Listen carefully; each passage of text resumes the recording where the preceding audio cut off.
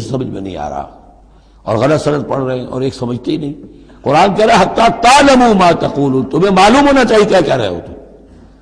اب جنہیں قرآن مجید کے معنی نہیں آتے، نماز کے معنی نہیں آتے، انہیں کیا پتہ ہے کیا کہہ رہے ہیں. وَلَا جُنُبًا إِلَّا عَابِرِي سَبِيلٍ حَتَّىٰ تَغْتَسِلُوا. اسی طریقے اگر تم حالت جنابت میں ہو، اگر اپنی بیویوں سے تم نے وہ تعلق قائم کیا ہو، مباشرت کی ہو، یا یہ کہ اور کسی اور طرح کی اسی وہ احتلام وغیرہ کی شکل ہو گئی ہو، تب بھی تم نماز کے قریب نہ جاؤ حتیٰ تغتسلوا، جب تک کہ غسل نہ کر لو. الا عابری سبیل، اس کے بارے میں بہت سے قول ہیں، لیکن یہ جو آگے بات بیان ہو رہی ہے اس میں آ جائے گا کہ ہاں سفر کی حالت میں اس غسل کی پابندی پر جو ہے وہ نرمی کی گئی ہے اور اس میں تیمم کی اجازت دی گئی ہے.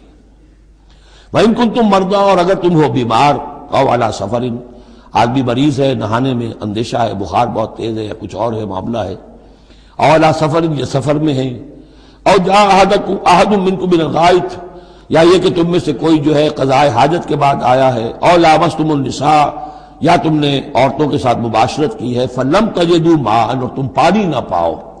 یعنی یہ تمام صورتیں کہ جس میں غسل واجب ہے یا یہ کہ وضو واجب ہے، تو ان دونوں صورتوں میں سے اگر بیماری راستے میں حائل ہے، سفر میں ہونے کی وجہ سے پانی نہیں ہے، یا کوئی اور وجہ ایسی ہے کہ پانی ہے دستیاب نہیں ہے، فَتَيَمَّمُوا صَعِيدًا طَيِّبًا، تو تیمم کر لیا کرو. لیکن تیمم کا جیسا کہ ہم پہلے پڑھ چکے ہیں، میں نے بتایا تھا کہ قصد کرنا تیمم. فَتَيَمَّمُوا صَعِيدًا طَيِّبًا، پاک مٹی کا اس کا قصد کرو. فَامْسَحُوا بِوُجُوهِكُمْ وَأَيْدِيكُمْ، اور پھر اپنے چہروں کو اور اپنے ہاتھوں کو اس سے مسح کر لو، بل لو. ان اللہ کان عفوا غفورا، یقیناً اللہ تعالی عفو ہے، بہت معاف کرنے والا. یہی لفظ ہے جو حضرت عائشہ سے جو مروی ہے دعا لیلۃ القدر کی، اللہم انک عفو تحب العفو فاعف عنی، اے اللہ تو عفو ہے، تو ہے ہی معاف فرمانے والا. ان اللہ کان عفوا غفورا، اللہ معاف فرمانے والا بخشنے والا ہے. اب یہاں تک تو یہ سلسلہ آپ نے دیکھ لیا. 43 آیات ہیں کہ جن میں وہی انداز ہے سورہ بقرہ کے، شریعت کے احکام مختلف گوشوں میں مختلف پہلوؤں سے. عبادات کے ضمن میں تیمم آ گیا، اسی طریقے سے وراثت کا قانون آ گیا، اور جو جنسی انارکی ہے معاشرے میں نہ پیدا ہونے پائے، ڈسپلن ہو، ضبط نفس ہو، ایک ستھرا معاشرہ ہو، اچھا ایک خاندانی نظام ہو، اس کے لیے کیا احکام ہیں وغیرہ وغیرہ. اب یہاں تھوڑا سا خطاب آ رہا ہے بہت مختصر اہل کتاب کے بارے میں. الم تر الی الذین اوتوا نصیبا من الکتاب، کیا تم نے دیکھا نہیں ان لوگوں کی جانب جنہیں حساب کتاب میں سے ایک حصہ دیا گیا تھا. والکتاب ایک حقیقت ہے جس میں سے ایک حصہ آیا تھا جس کا نام تورات تھا، اسی میں سے ایک حصہ اور آیا وہ انجیل ہے، اور پھر وہ کتاب ہر اعتبار سے قابل ہو کر نازل ہوئی قرآن کی شکل میں. یشترون الضلالۃ ویریدون ان تضلوا السبیل، وہ گمراہی خریدتے ہیں اور چاہتے ہیں کہ تم بھی گمراہ ہو جاؤ.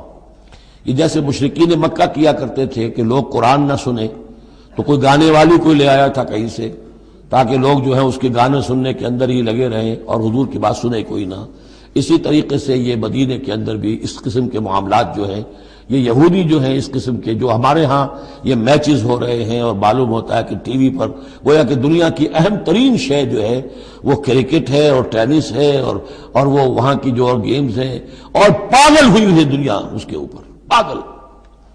اور شیطان کو چاہیے کیا؟ حقائق کی طرف نگاہ ہی نہ ہو. زندگی کس لیے ہے، جینا کاہے کے لیے ہے، موت ہے تو اس کے بعد کیا ہونا ہے سوچنے کی ضرورت ہی نہ ہو. یا حیوان کیا کما رہا ہے یا کھا رہا ہے، اور یا پھر یہ اس طرح کے لہو و لعب کے اندر زندگی گزار رہا ہے. اللہ اللہ اور خیر صلی اللہ. تو جو خریدتے ہیں گمراہی، اس کے لیے بڑے بڑے نظام ہیں، بڑے بڑے ان لوگوں کے لیے جو ہیں انعامات ہوتے ہیں. آدمی کے ہوش ٹھکانے آ جاتے ہیں کہ ان پلیئرز کو کیا کیا کچھ ملتا ہے. وَيُرِيدُونَ أَن تَضِلُّوا السَّبِيلَ، وہ یہ چاہتے ہیں کہ تمہیں سیدھے راستے سے، راہ حق سے منحرف کر دیں.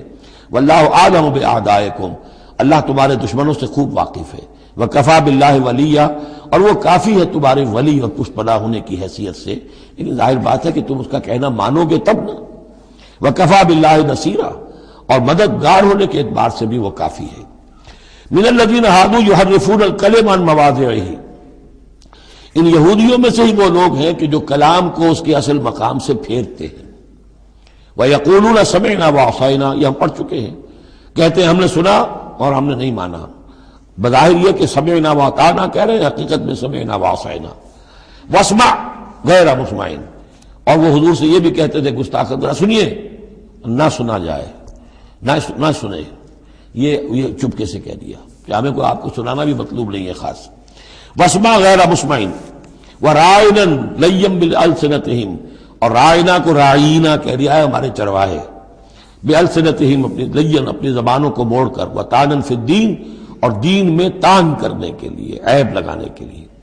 وَلَوْ أَنَّهُمْ قَالُوا، اگر وہ یہ کہتے سمعنا وَأَطَعْنَا، ہم نے سنا اور مانا، وَاسْمَعْ وَانظُرْنَا، اور آپ ہماری بھی بات ذرا سن لیجئے اور ذرا ہمیں مہلت دیجئے، لَكَانَ خَيْرًا لَهُمْ وَأَقْوَمَ، یہ ان کے لیے کہیں بہتر ہوتا اور بہت درست اور سیدھی بات ہوتی۔ وَلَكِنْ لَعَنَهُمُ اللَّهُ بِكُفْرِهِمْ، لیکن اللہ نے تو ان کے کفر کی وجہ سے ان پر لعنت کر دی ہے۔ فَلَا يُؤْمِنُونَ إِلَّا قَلِيلًا، تو اب وہ ایمان لانے والے نہیں ہیں مگر شاذ کوئی۔ یا ایھا الذین اوتوا الکتاب آمنوا بما نزلنا مصدقا لما معکم، اب یہاں پر اس لعنت و ملامت کے ساتھ ہی وہ دعوت بھی ہے۔ یہاں پہ جو چیزیں ملی ہوئی ہیں جیسے کہ ہم نے دیکھا سورہ بقرہ اور آل عمران میں، وہ علیحدہ علیحدہ مقامات تھے۔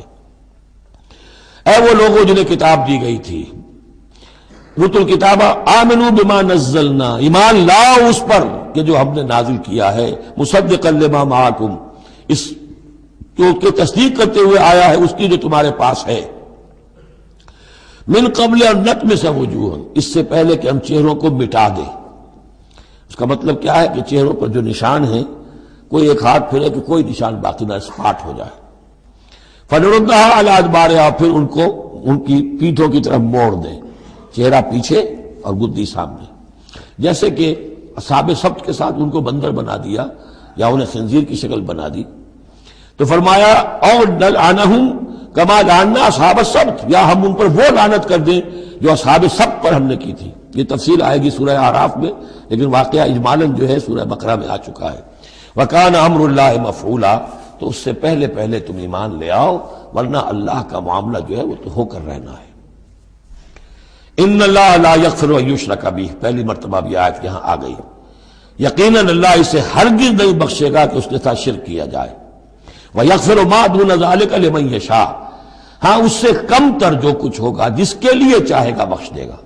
یہ بھی کھلا لائسنس نہیں ہے کہ آپ سمجھے باقی سب گناہ معاف ہو ہی جائیں گے، لیکن اس کی امید دلائی ہے کہ اللہ تعالیٰ باقی تمام گناہوں کے بغیر توبہ کے بھی معاف کرنے کا ایک امکان دے رہا ہے، لیکن یہ شرک جو ہے اس کے معاف ہونے کا کوئی امکان نہیں۔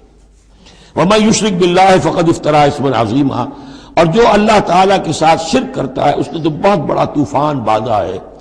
اللہ تو ایک اللہ ہے، اس کے ساتھ جس کا بھی آپ تذکرہ کرتے ہیں جھوٹ ہے، افتراء ہے، بہتان ہے، اور اس کے سوا کچھ نہیں۔ أَلَمْ تَرَ إِلَى الَّذِينَ يُزَكُّونَ أَنفُسَهُمْ، کیا تم نے دیکھا نہیں ان لوگوں کو جو اپنے آپ کو بہت اعلیٰ سمجھتے ہیں، پاک سمجھتے ہیں؟ یہ وہی جو فلسفہ میں بیان کر چکا ہوں کہ یہ یہودی سمجھتے ہیں کہ we are the chosen people of the Lord. سورہ مائدہ میں آ جائے گا نحن ابناء اللہ واحباؤہ، ہم تو اللہ کے بیٹوں کی طرح ہیں، بلکہ اس کے بہت ہی چہیتے ہیں، لاڈلے ہیں۔ اور دوسرے جو ہے گوئمز اور جینٹائلز، یہ تو دیکھنے میں انسان نظر آتے ہیں، حقیقت میں حیوان ہیں، گندے لوگ ہیں۔